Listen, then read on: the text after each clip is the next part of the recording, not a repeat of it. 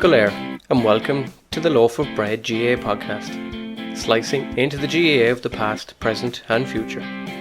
Join me, Jason Keelan, as we cut into the largest loaf of bread known to mankind. Hello, Diegwich, bonjour, ni hao, konnichiwa, guten tag and privyet to you all wherever you're listening in. What started as a message to 10 clubs has now expanded to more than 50 clubs globally from all continents. The journey through Loaf 2 GAA Global continues this week as we move on to our next destination in the GAA world. So come with me on the GAA journey of a lifetime and meet clubs from Canada to Argentina, South Africa to Gibraltar, Bermuda to the North Pole, New Zealand to Kuwait, Knoxville to Qatar, and literally everywhere in between. So grab the passports, grab the bags, it's time to go.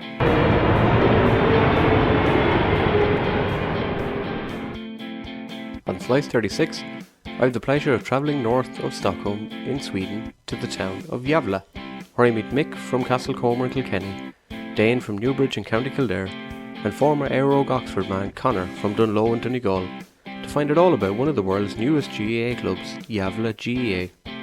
We chat all about life in Sweden, celebrations before and after matches, the rivalries formed in a short space of time up in Sweden, good sponsorship, a Viking all-star GAA team in the making, and making those difficult decisions like choosing between ABBA or Daniel O'Donnell or Christy Moore. And Dane tells us all about a Swedish game called bandy, which he describes as being like a Junior C match in Kildare. And there is also a cracking choice of Father Ted moment. But before all that, let's find out a little bit about the town of Yavla and a little bit more about Sweden as we go back there once again. Bon Soltas.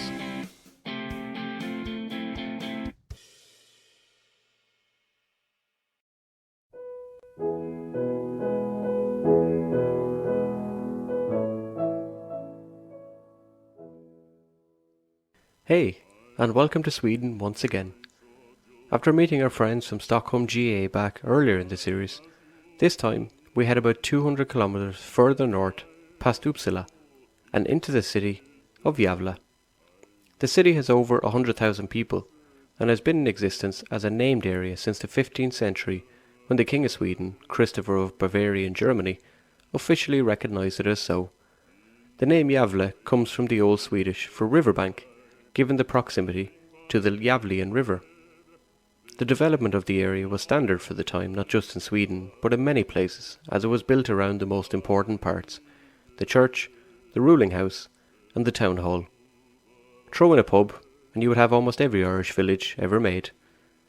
Sadly, that development has to be redone on several occasions due to major fires, including one which obliterated the whole town. In 1970, Yavla was amalgamated with surrounding areas to form one major urbanised area. In 1986, the world watched in horror as the attempted cover-up by the Soviet Union regarding the Chernobyl disaster unfolded and the reality of radioactive radiation became known. Yavla was actually one of the places that suffered the worst outside of the Soviet Union. It was, remember, the Swedish who first noticed something was wrong and spotted the potential site of Chernobyl. Modern-day Yavla still tries to continue the trading on the ports, and shipping plays a role in life there, although not as much as in previous centuries. The famous coffee, Yavla, is from the city and is widely used in the US and other areas. There aren't a vast amount of names in history from Yavla that would be familiar to many of us, but one which is interesting is that of Joel Emanuel Haglund, better known as Joe Hill. Joe was born in Yavla, but spent much of his life in America. He was an activist who fought for better working conditions and went on to write songs and cartoons based on the terrible working life in America. In one of his songs, he managed to coin the phrase "pie in the sky." In 1914, Hill went to the police with a gunshot wound and said it was all to do with a fight over a woman. Instead, he was tried and executed for the murder of 2 men in the city, a trial which was very much aimed at simply finding someone who could be put away, quite similar to some aspects of the system today. Hill's execution led to huge outcries globally. Songs, stories and books were penned about him. The Dubliners and Bruce Springsteen are some of the artists who have used the song Joe Hill in their concerts. In fact, it is the song you hear in the background right now being sung by another activist, Paul Robeson, a man who also has a song named after him by my favourite band of all time, the Manic Street Preachers. Other names from Yavla would be the likes of singer Thomas de Leva, actor Rolf Lasgard, and chef Niels Noren. Singer Cat Stevens also lived in Yavla for some time as a child, as his mother hailed from the area. On the sports side, many names in the world of ice hockey come from Yavla, some of whom have played in the NHL in the USA. Christian Hughes is one who has tasted Stanley Cup victory in his career too. Just before we meet the Yavla gang, there is a sport in Sweden and Yavla you should check out. It's called bandy, and is essentially a 45-minute and a half 11-a-side game which mixes ice hockey with a rubber ball and potentially murder. It looks mental, but good fun I'm sure. Much like a Junior C game in Kildare, as you will hear soon. So let's meet the lads from Yavla and find out all about the GAA north of Stockholm. Alright lads, can you hear me? Yeah, I can hear you. Yeah, How's all in... I'm probably going to pronounce the place wrong. Are you going Yavla, is that right? Yavla, that's her. That's her. Lovely, fair play. Whereabouts are you from, Dane? Kildare, man, Newbridge, man. Oh, Newbridge, oh yeah. Back in the day, I taught in Ballymoney for a while. Oh, For- yes, come here. Yeah, it was more of a teaching practice a good few years back. But yeah, I know Newbridge, all right. I have family in Naas as well, so... Oh, very good, yeah. Oh, it wasn't too far away. I served my time in Sculmara there. That's where I went to school first. That's where I had my first county medal with that up there.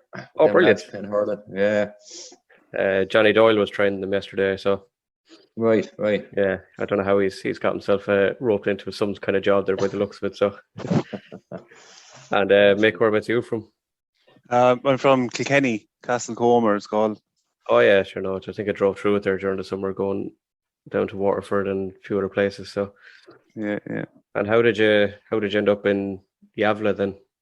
Well, Miss Dane and I were working for Microsoft, and there's a big influx of Irish over now at the moment. So we got together. A couple of us got together and decided to set up the hurling team just to keep us going during the week, because a lot of lads away from home and just a home away from home. Yeah, and you let a Kildare man on a hurling team. You did. No, he's very good. I can't. I have no power in my legs, so I play hurling as well. You know, how junior, Yeah. but The team started out then as a way of getting the Irish together, or did you get the locals involved as well? Or yeah. So what happened here? So obviously there's a load of us construction companies over here. There he is now. How are you, Connor? oh, there he is. Yes. So there's a lot of different construction companies over here. You know, they're predominantly Irish. You know, I know you're talking to a few Swedes and that, and I know it's Stockholm and that. A lot of them are all expats. You know, they wouldn't be many in the construction trade. So the Swedes like to do their 40-hour a week and go home. You know, Yeah, they're very family orientated and time wise. You know, whereas the Irish, you know yourself, they work till the cows come home. You know, so that's why we're all over here. okay. But there's a chap, John Cunningham, now. He works for Colin now, one of the building companies here, the main companies, and he was trying to get a team together. He had affiliations with America. He was over there for a few years and that, but we were trying to get something going over here. But the whole COVID there the year before last, you could get nothing, you know. So we all got together there back in February or March. Had a bit of a talk, and we could finally get a team going, you know. Like we have, there's a number of Irish over here, you know, loads and loads, you know. And especially working on building sites as well, you know, you get good young lads over, footballers, you know. That's how it all started, really, you know. Just we had a teams meeting, and I got together down the park there one day. We just kicked on from there, you know. Yeah, that sounds like a promising start. So yeah. Yeah, no, it was. No, obviously Lulio there, you were chatting to them as well, and they started out as well, and they got a team together this year as well, and so it was all kind of it's just. Well, we have the men here, we can do it, you know. Yeah, savage. Yes, Connor, you're welcome. How are you getting on? Not too bad, Jason. How are you? Ash, I'm alright. Whereabouts are you from? I'm a Donegal man, so I'm up around the Dunlow area. Don't know if you know it. Yeah, I do. Yeah. Yeah. Up around there. Moved out of Dunlow a few years ago now. I was playing actually with Earog in Oxford there. I think you had them on last week. I had Dara, the famous man from the Chase was on the other night. Yeah. The Chase, was playing with them for a few years over there, and then went to Sweden then, and got together with the lads and kind of got the team up and going, and we are where we are here now. I suppose the lads there, Dana and the lads had a big kind of tournament that won there at the weekend down in Stockholm. So I think they're turning into our kind of the rivals at the minute. So they are the local kind of the neighbours. So you're already up the road from them, kind of, as such, isn't it, on the map? Because I don't think many Irish people outside E will probably know where it is. Yeah, no, we're probably about an hour and a half north at Stockholm on the train, so we're kind of pretty close. We're probably the closest. Well, maybe Malmo and the Gothenburg are kind of close enough as well, but we're probably the closest kind of Swedish teams, I would say, to each other. So it's good. The rivalry started, I think, on our first game that we had, and it's grown ever since. So. Okay. It was good to get the one over them at the weekend. Was that your first one, was it? It was, yeah. That was our first tournament. The victory there. We've played that's tournament number 3 in Sweden at the minute. So it's been good. Stockholm won the first 2, I think. And we won the third one. So we have ourselves are holding our first tournament now on the 23rd of October. In Yavla, so that'll be the championship decider, kind of, so well. That'll be the end of season tournament, so it should be good. We're hoping to get all the teams in Sweden down there for the weekend, and have good crack at it and everything. So that sounds like it should be good. Yeah. Well, you were going to say there, Mick. You were talking about starting rows and stuff, I think, was it? No. Well, the rivalry.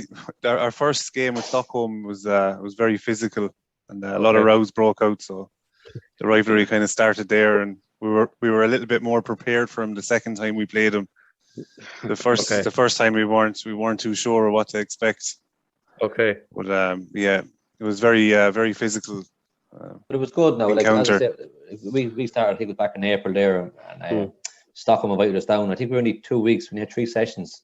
Yeah. We went down there for a game, So I think we went down with 16, 17 lads that time, Mick, and we played 2 games, and first game was tight now. I think we lost by a point at the end or a goal, last kick of the game. And the second game then, I think we finished with 9 lads, with injuries and lads not playing ball for a year or 2, Yeah. Takes its toll after a while. It does. And like Conor was saying, the fact that we're close is great. We brought them up then for a challenge game there one time, as well. And it was, it's handy, like an hour and a half is nothing really, when you're such a vast country, so. Yeah. Have you managed to get any of the locals involved, or is it mostly Irish? Yes, so we have with our team now. We have one Swede. He's working with us, young lad, Carl, bit of a bodybuilder, really fit lad, really good lad. He came the first week because he works for us, and I met him go. He said he wasn't getting any overtime if he didn't come. And he was telling the boys on site, I'll go just to please him, and I won't buy boots and this, that, and the other. Now he's the first lad there. He loves it. He's brilliant now, and every day you see him coming on. It's like a child walking, He's getting better and better each week, We stuck him in full back now.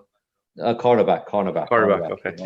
Yeah, but it's great. So we have Carl. He's a Swede. We have 1 or 2 Swedes up training now over the year, but they kind of fizzled out a bit. We have a Polish lad with us now as well. We have an Australian, Matt. He's loving it as well now. He's into his rugby and cricket now. So. And we have a Nordy as well playing with us now, and the ball gets very hot when he touches it now, but yourself. But no, he loves it as well, So there's a bit of an influx there of a few different nationalities and that, And we have a Portuguese guy as well. That's right, Frankie as well. Yeah. Frankie as well. Yeah. He's the second I missing Ronaldo by any chance. That would be quite handy now. That would be a good addition to the club. You were saying about playing on the park and stuff, Conor. Is it like a lot of clubs around Europe and the world? You haven't got a permanent fixture of a ground. It's just kind of take the local parks. Yeah, we kind of started off at the park, just anywhere we could get a blade of grass, to be honest.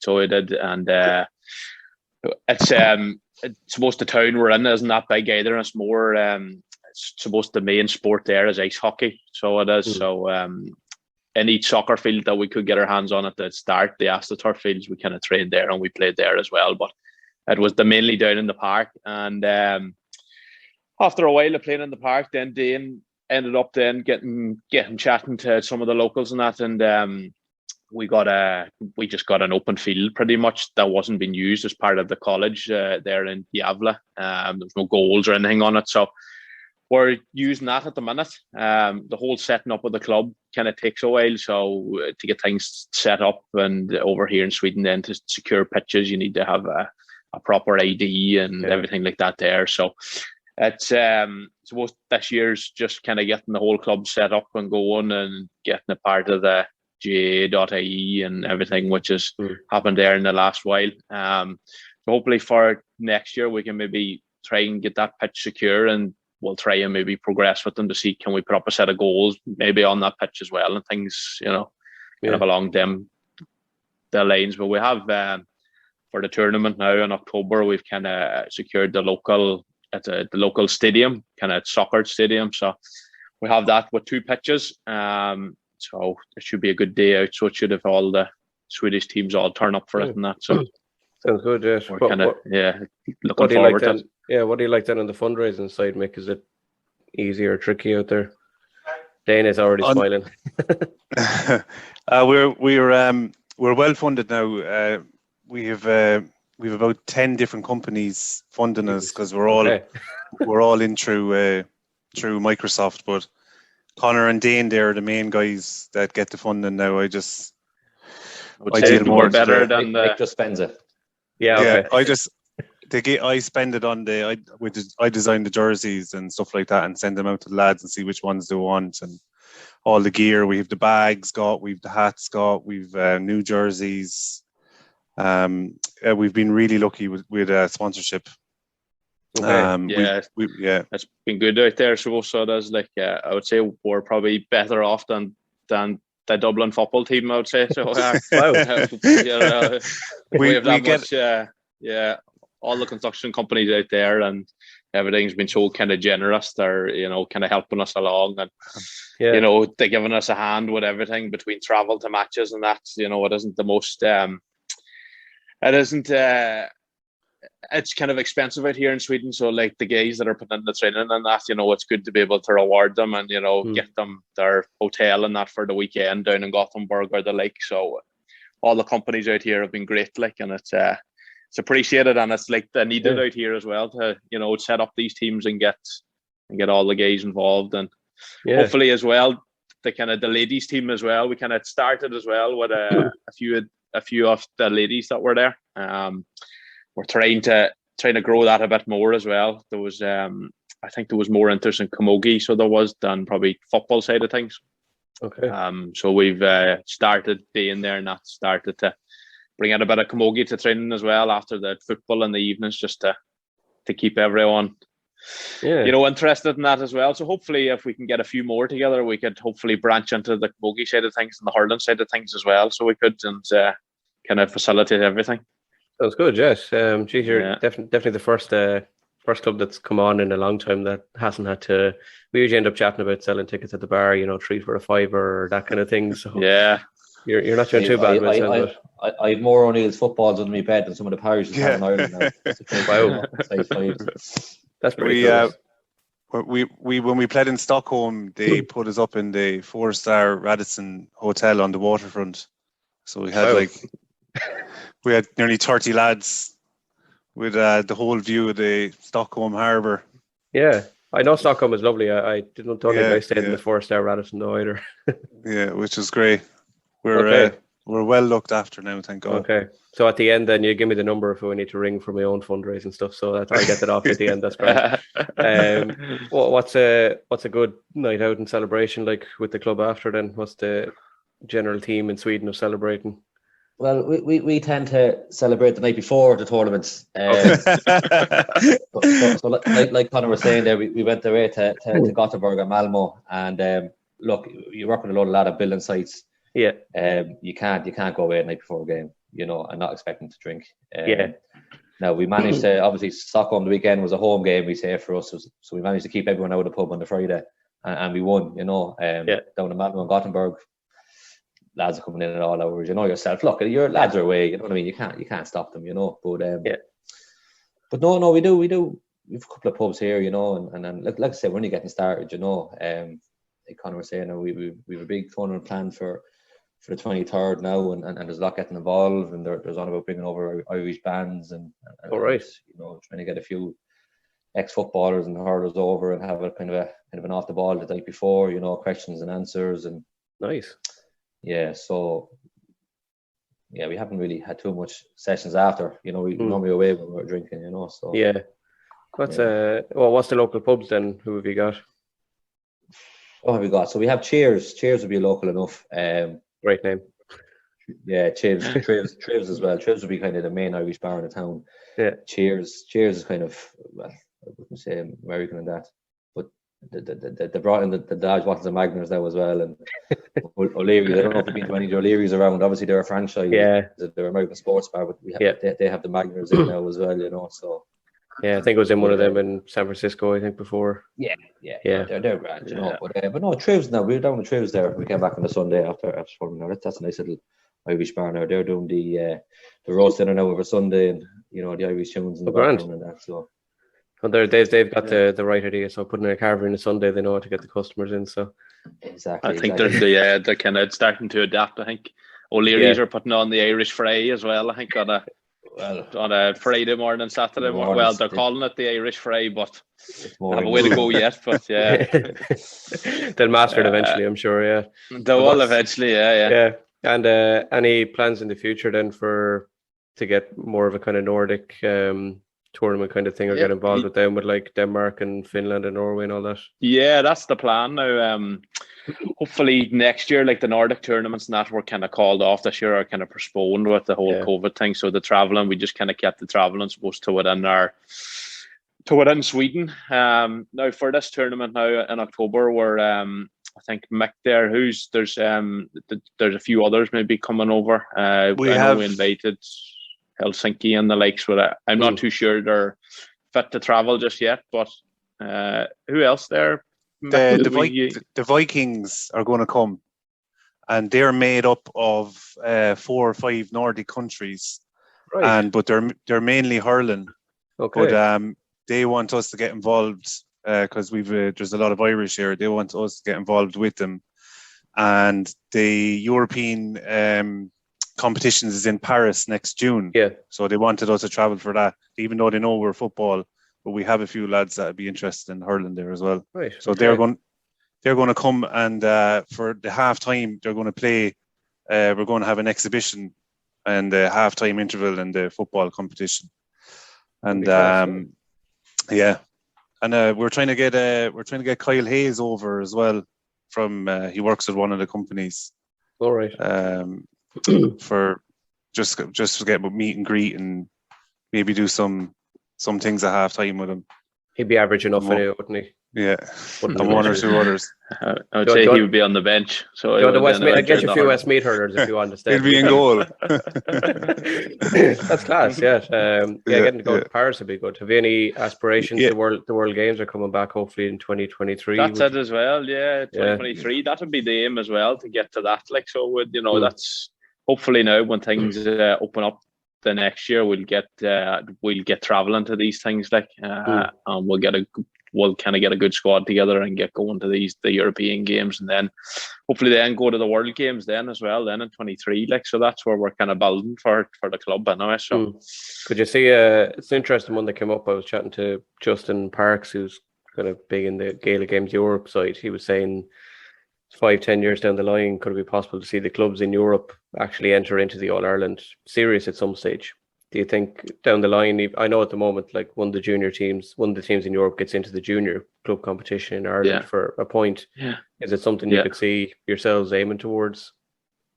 Definitely something that we'd be interested in. And I mean, like, even suppose getting together, I don't know how it would work, maybe the European side, even if there was a kind of combined club team, the European team or something, maybe that would probably work better, where suppose the main players from every club get together, or I'd say selected from each club. Some rows there, because there's lads who fancy themselves already that I've been chatting to. So there's future all-stars in Europe, or they reckon they are anyway. I would say they may all kind of talk on the podcast anyway. We'll see what they're like on the field, but No, yeah, that would be great, sort of, and give like, I think if you could get like the European combined team, club team, or something together, you would probably give a good shot at it. So you would like, I know it'd be hard, maybe the trainings and that, so it would, Yeah. to try and get everyone together and that, but yeah, that would be good. It'd be something that would be interested in anyway, getting involved in and being part of. Sounds good. And what about Dane? Any chance for the future of like a kids section starting up? It seems to be a big thing with a lot of clubs. So obviously, look, we're here building sites. You have a few lads who are here on relocations. There's a lot of lads on rotation. So that's our one issue is trying to get everyone together on the same weekend. Yeah. Like you'd have some good football. A lot of young lads now. We had I've gone back to Foss for college now for the summer, so we're losing 3 or 4 good footballers now. But no, there's a couple of families here. I'm here now with the partner and child and that, and they're all talking about getting the kids out. I'd love to in the future. Yeah, get the kids out and that, and try to breed it into the Swedes a little bit. Yeah, and is the overall hope then for the club to become the dominant force in Europe? Obviously, without a doubt, without a shot, But it might take a couple of years now until we get all the Swedes in with us. But no, look, we'll keep it going anyways. Like I say, we have good footballers coming in every week. You have a new lad, it's great. But yeah, no, I'm here for the long haul, so I'll be keeping it going anyways. Exactly, yes. And what do you find? I should ask was with the weather in Sweden for a year. Is it sort of cold or generally okay? You have the best of summer and the worst of winter. But the winter we found it last year. Like it was great. Like it was cold and it was dry, but the snow was powder. No, it was not wet snow. You know what I mean? You go skiing and up north and the snowmobiles and stuff you wouldn't do at home. And then we could try a snowmobile here. Just mightn't work for you. Try to, yeah. But and the summers are great. Coming over the summers here, they're brilliant. So the best of both worlds here. Yeah, I'd say Conor would have a good chance up in Dunlow getting a little snowmobile out every now and then, wouldn't you? Yeah, definitely. Yeah, that's normally a summer's day up on the west coast. We can get snow in the middle of January or in the middle of June, so we could now. Yeah, Donegal, that's for sure. Yeah, sounds good. There's a couple of quickfire questions I might throw to you, and then I won't take up too much of your lunch break. I say quickfire. So far, they've generally not been that quick. People tend to start rousing arguments with each other, but I'll throw this out to the three of you. Who then at the club? Who is the stereotypical Irish tough nut on the pitch? Every club has to have one. Conor, Stephanie Conor. Okay. Me? Jesus. Thanks, Mick. We'll give it to the Donegal man. So, right, the Donegal man it is then, yes. Have you got a club karaoke song yet? Yeah, we've kind of taken one of the Swedish songs on our own. Yeah. Sommardera. It's a Swedish song, Summertime. Okay. Kind of our party song, yeah. Okay, we'll have to Google that one, have a listen to it. So, yeah. Mick, are you more Marty Morrissey or Des Cahill? Which fan club you belong to? Oh, Des Cahill. Okay, haven't had as many for Des then. What about you, Dane? No, I'll be a Marty man, all the way. Okay, and Conor, you're which? A Marty man as well, I think, yeah. Okay, Marty Part 2 for the Marty Party. So the Marty Party, I was involved with the Marty Party down in a pub one night in Clare, so myself and the Marty Party went strong, so we did on the beer, so we did one night. So you have first-hand experience of the Marty Party. So not many people. First-hand experience. Not many people have that, which is good. If you could bring Yavla to Ireland to take on a county, which county would you most like a shot against? Dublin. Oh yeah, hands down. If it was football anyway, Kilkenny will definitely win. Okay, I think a Tyrone for me. I think at the locals. Okay, the neighbours. I'll have to send Niall Morgan a text and let him know that you're on the way. So okay. Yeah. So Dublin, Kilkenny in football and Tyrone. Then okay, I like that. What about the GAA choice, Conor? You can choose hats, flags, scarves, or headbands. Gonna go with flags. Flags. Okay. True Donegal man. Always putting flags in our faces in Croke Park. Exactly. Sounds right. What about you, Dane? Oh, headbands. Headbands, good stuff. Yeah, true. All white headbands. Yeah, true Kildare man. Yep, and Mick as a Kilkenny man. Oh, flags. Flags, okay. I hate the flags. They wreck my head. But anyway, what's the one thing Irish people should know about Yavla that makes it great? There's loads to do. Outdoors, like it's all outdoors. The ski resorts are phenomenal here as well, especially there in Yavla, out in San Beacon. They're brilliant. Okay, and there's a great GAA club there as well to join. so I believe anyway. Yeah. Connor, the best GAA player in your lifetime? At the minute, I'm a big David Clifford fan, so I am. Oh, right. And it's Donegal, man. That must be hard to say, is it? Yeah. Well, I'm kind of a corner forward, played forward, so I have. Okay. So I just enjoyed the kind of the skill he has growing up. So both Adrian Sweeney played on the Donegal team, was a club guy of our own as well at home. Okay. And had a serious left peg on him, so he did. So sounds good. Keeping it local as well, I like that. Yeah. Dame, what about you? Probably be a bias, but no, club man Dermot Early, a big fan of Dermot. Legend, yeah. He's a great stalwart, So he'd be one I would have. No, I wouldn't have any football legs, but I like watching him. Yeah, brilliant. And Mick, there's no Kilkenny footballers choosing, so which hurler are you go for? No, sure. I'd have to go with Shefflin. I'd have to go with Shefflin. Yeah, he was average enough anyway at the best of times. Yeah, well, it's touch and go with him and TJ. In fairness, TJ's kind of more consistent. But Shefflin, definitely Shefflin. Yeah, he done. Okay. He didn't have the lads around him. Yeah. Sounds good. I have a couple of other ones then, and you might have to explain this one to me. But when I was looking up, you have a choice between Gaelic football or some Swedish sport. Am I right? Called bandy. Bandy. Yeah. Oh, I just learned about bandy a few weeks ago. Bandy's rough. Bandy's vicious. So bandy's like the junior C of hockey. It's like, I know what's hockey, 5-a-side, is it? 6-a-side. I think bandy's 10-a-side or 12-a-side on a big square pitch, and it's like one of them sports that they play in the not too distant future, and the lads are just taking the head off each other. It's right. wild, So club match in Kildare then? No, that's just like a junior game in Kildare, But I haven't. We're heading away. I'm going to be first ice hockey game this weekend now. Right. But the bandy now, we getting up. I'll go and see. So you can get to watch one of them firsthand, Okay. I haven't much knowledge of it. I just, when I was Googling, I was like, what the hell is this? So same now, yeah. That's probably the best way to describe it. So a junior C game in Ireland. That's how I'll reference it from now on. So exactly, yeah. Kildare junior C, Kildare junior C, full on, yeah. And then the last one, Conor, you have a choice between ABBA or the Corrs. It's the vital question. Jesus, that's a hard one now at the end. Well, you can go between ABBA or Daniel O'Donnell if you want either. Well, Daniel, he's up there, so he is ahead of them all. So he has a neighbour of my own, so I can't diss him. I can't. Yeah. Okay. I'm going to go with Daniel. I'm going to stick with Daniel. True Daniel fan. Okay, sounds good. Dane, I suppose you could go with ABBA or Christy Moore. Oh, Christy, hands down. Can't beat him. Can't beat him. Yep. No. And Mick ABBA or I don't know anyone from Kilkenny who sings. No, I'll go with ABBA, sure.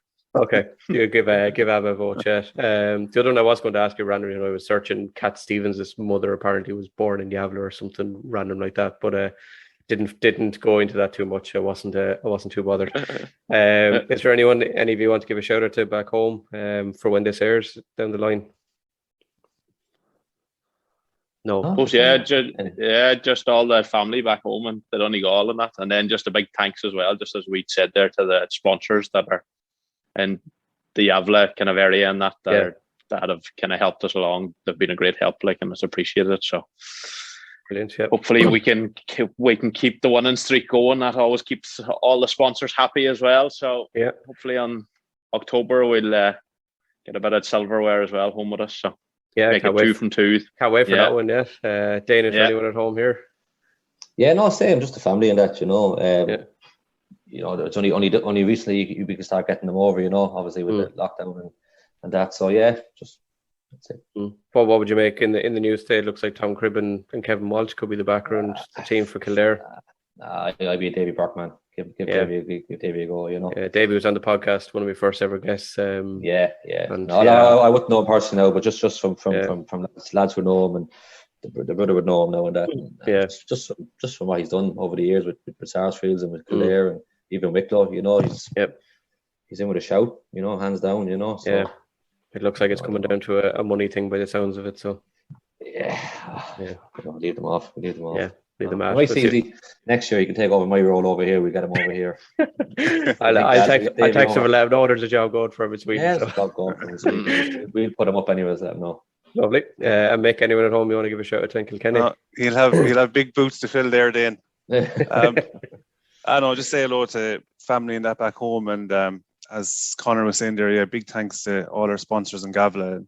They've been amazing to us all year, and they've been very good, and that's basically it. Thanks. Brilliant. There's one last question I want to ask, which I just realised that I missed. I knew I was missing something. Is there a favourite Father Ted episode, or have you introduced the Swedes to Father Ted? They are aware of it, yeah. They're aware of it at the start. There's a few of them on that site that have the most hanging about with the Irish guys now. There's a few of them all right hanging about. I suppose the favourite episodes that I recall is most the one with Dougal out at the end of the car with the small hammer. And he's just tapping away at it. I think the that's raffle, a site favourite where he's trying to fix a small dent in the car and it ends up being a mess at the end. So that's good. That's the first time of all the people I've chatted to that episode has come up. Well, that happens on site a lot too. So guys start something and then they make a mess of it then by the time they're done. So it happens with us once a week, something like that. That's the Builders episode. So all right, I'll have to. That's the Builders episode. Brilliant, thanks so much for giving up your lunch break as well. I really appreciate it, and the best of luck in a few weeks' time when you're about to take home the silverware. For sure, I don't doubt it for a second, and I'll keep in touch with you. And if there's anything else going on, I'll put it up and share it anywhere. So if you're free, Jason, the 23rd, get flights over, and we'll look after you when you get over here.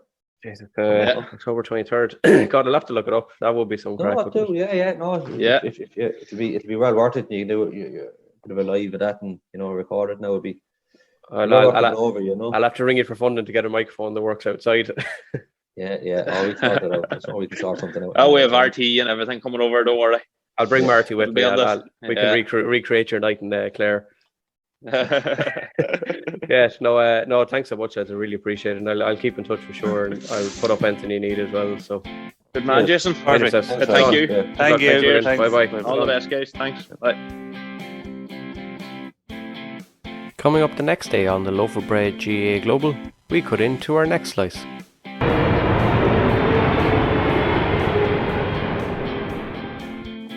And the big thing about it was that we were saying, right, if we set up a Gaelic football team, it can't be any political names, it has to be something inclusive. So I think, Colin, you're definitely there because Joe Dolan came up as a unifying figure. Colin came up, but I think we settled on Seamus Heaney at the end of it, and John Downey's claimed that it was his idea, and none of us remember. So I'm sorry to butt in, Brendan, but it was three of us in the pub at the end of the night, and it was a 2-1 vote for Seamus Heaney versus Joe Dolan, because I was with two Derry men at the time. So I stood my ground. I think there's room there to start a breakaway club, Joe Dolan GAA. On Slice 37 next Monday, it's a very special one for me, as I get to finally catch up with one of my great mates and former Downs GAA clubman, Colin, alongside Brendan from Derry and Kieran from Fermanagh, as we find out all about Seamus Heaney's GAA in Moscow, Russia. It is a fascinating chat about how the club came about and how it could have been Joe Dolan GAA, the Heaney family approval, city rivals Moscow Shamrocks, nationalities at the club, celebrations, Father Ted, Alan Partridge, Moscow metro stations, GAA on the Russian school curriculum, teaching hand-passing to girlfriends, famous football parents from the school, and difficult choices like Kornikova or Sharapova, and the only existing photo of myself and Colin in 1996 at the Downs GAA. That's next Monday from 9 AM as we continue the journey with 2 slices a week. I'll see you at the arrivals hall, but until then, check out the various clubs on the Instagram page and see all the amazing work they do and some of the nicest GAA gear going. Find the podcast on Instagram, on Facebook, on Twitter and on TikTok. Email loafofbreadpod@gmail.com or just simply hit the follow button and spread the word of the Loaf of Bread GA pod across the globe. Slánigi.